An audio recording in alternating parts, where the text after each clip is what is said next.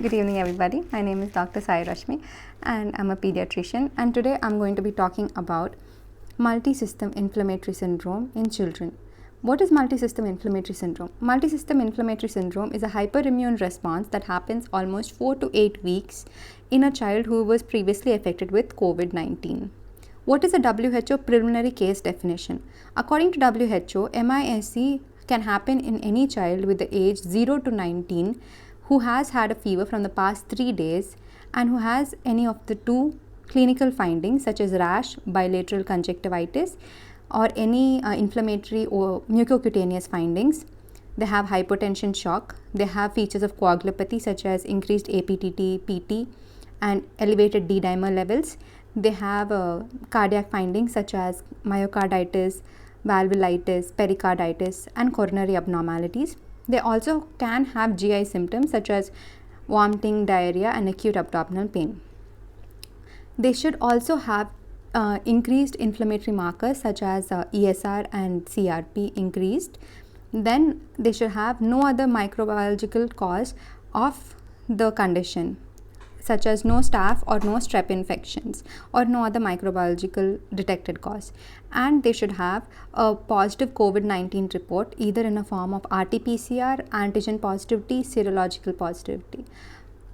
Or in that case, in case they don't have a test positive, they can have a probability of having contact with a COVID-19 patient within the last 14 days.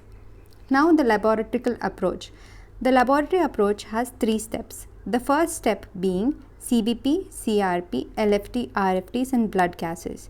CBP shows leukocytosis and lymphopenia. CRP shows elevation. PT, APTT can show elevation, and D dimer levels, elevated levels of D dimers. You can also suspect systemic HLH. LFT increase also points more towards systemic involvement. RFTs, AKI like acute kidney injury, can be detected. Blood gases to see if there's any metabolic acidosis with any respiratory component in it. Now the second step. The second step is in case of hyperinflammation, such as you have detected some hyperinflammation in the first set of laboratory tests, and then with one clinical finding, one typical clinical finding, the clinical findings which were mentioned before. In these cases, you have to continue and do peripheral smears so that you can find out if there are any Burr cells, and Burr cells to detect any microangiopathy. Acute phase reactants, increased levels of procalcitonin and increased ferritin and decreased ESR, increased CRP point towards systemic HLH. Troponin and pro-BNP levels rule out myocarditis. Then total protein or albumin, there can be hypoalbuminemia. Triglycerides increased level again shows HLH. And creatinine phosphate and LDH shows myopathy involvement. C3, C4 levels can be done, gamma glutamyl transferases, amylase and lipase shows pancreatic involvement. So this is the second step. Now the third step, after which the third step is ancillary test, and this is basically done for differential diagnosis. So you can send blood cultures, urine cultures, stool cultures, serologies of Epstein-Barr viruses, mycoplasma, pneumonia, Coxsackie viruses, echoviruses, adenoviruses, and a nasopharyngeal swab for other viral particles. Now coming to the imaging. The imaging is that has to be done is chest x-ray for finding out if there's any interstitial pneumonia or pleurisy, or if there's any heart shadow enlargement. And you can do 2D echoes to find out any signs of myocarditis, valvular insufficiencies, pericarditis. Abdominal USGs for finding out any hepatosplenomegaly. Chest CT for the clinical picture, and you can determine the corax. The heart MRI again for clinical picture. Colonoscopy if there is a severe gut involvement with the GIT symptoms. So these are the 3 steps of tests that can be done, the 3 steps of test. And coming to the treatment it's divided into two types. First is primary treatment and secondary treatment. Primary treatment goes more in the favor of IVIGs and steroids, whereas second line of treatment goes more towards biologicals. Now, when you come to the first line of treatment, the first line of treatment is IVIG. It is 2 grams per kg administered over a period of 12 hours. And if the person is having heart disease, associated heart disease, you can split this dosage in and give it 12 hours apart. Glucocorticoids.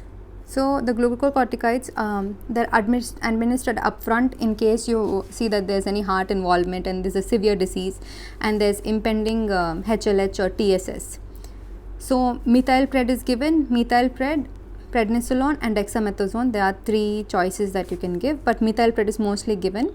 Methylpred can also be given as a pulse therapy, and pulse therapy is more recommended when it is a systemic involvement.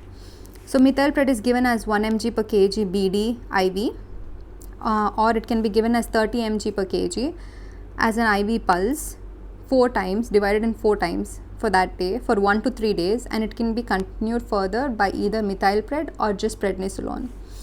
Dexamethasone is given at 10 mg per meter square 4 times. That dose is divided 4 times, and it can be given in CNS involvement or systemic HLH. Biologicals, the second line of treatment is what I said was the biologicals. The biologicals are basically if after all this, that all the first line of treatment is done, after 48 hours, the patient keeps on deteriorating and the clinical picture is not good, then you have to start biologicals. And biologicals such as anakinra is given. Anakinra 4 to 6 mg per kg is given subcutaneously 4 times a day. Ancillary treatment such as large spectrum antibiotics is used until you get a definitive that there is no microbiological cause for the disease. Aspirin can be given at 5 mg per kg for 6 to 8 weeks. Proton pump inhibitor is given when and where needed. And thrombophylloxis, you can start with low molecular weight heparin. And first, before giving low molecular weight heparin, you have to do risk stratification with D dimers.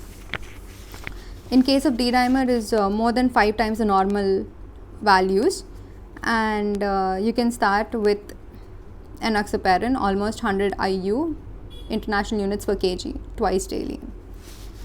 So this is all about the treatment and laboratory management of MISC. Thank you.